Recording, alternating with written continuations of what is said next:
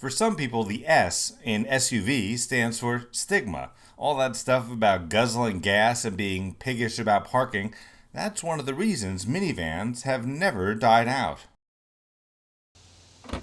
They're easy to load, easy to drive, and make no pretense about going off-road. Besides, if you're buying this Mercedes, roughing it is probably staying at a hotel that doesn't have turn-down service. But it does have Mercedes' version of all-wheel drive called 4MATIC, which means you can make it to the Ritz-Carlton no matter the weather. This is also the minivan for folks who shop on Madison Avenue, not the mall.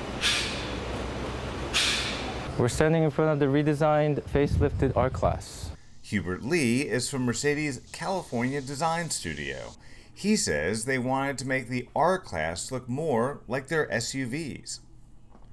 We freshened it up so that it looks more closer to a true SUV. This is really sort of the minivan for soccer moms from Scarsdale. But no matter how much shopping you do, Marcus Newsley says the R-Class is designed to handle the same whether you're carrying a lot of baggage or none at all. You know, if you load all the stuff in and you get into the car, the auto leveling starts and the back end of the car comes up. So no matter how much stuff or how many people I have in it, doesn't matter. But what about the baggage of driving a minivan? Karen Macris of Mercedes USA calls it a crossover. The R-Class has always been our luxury crossover, and it does very, very well for us because what we find is that we are able to attract not only people looking for an alternative to their SUV, but also people who are looking to get out of their minivan. Chances are the kids who are driven to school in this minivan go to private school. Well, I'm not sure if I would call it sporty. My passengers all called it luxurious, and a couple of them said they felt like they were riding in a limousine. These seats are a vast improvement over some other Mercedes I've driven. The dual rear TVs are great because while they distract whomever you have in the second row, they don't obstruct the driver's rearward visibility. Speaking of visibility, the blind spot detection system of the 2011 R-Class is spot on. A yellow triangle lights up in your side mirrors to tell you some jerk is hanging out in your blind spot. If you put on your turn signal anyway and are about to change lanes, the yellow triangle turns red and a chime goes off to warn you that you're about to cause something worthy of a rush hour mess, if not worse.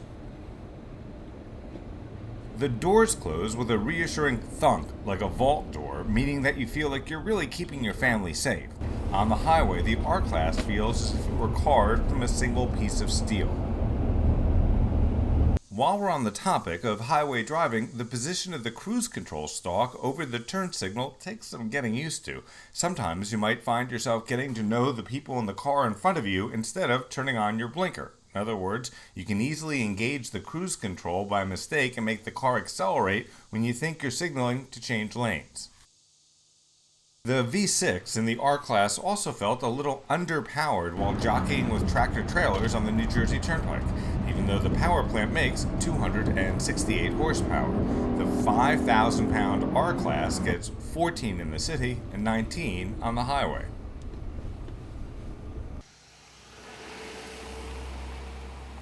The 2011 R-Class starts at $50,000, and with the Suburban Skylight-sized dual moonroofs, entertainment system, 115-volt power inverter, only two-pronged for some reason, and a bunch of other luxury and convenience features, the price as tested was $67,000.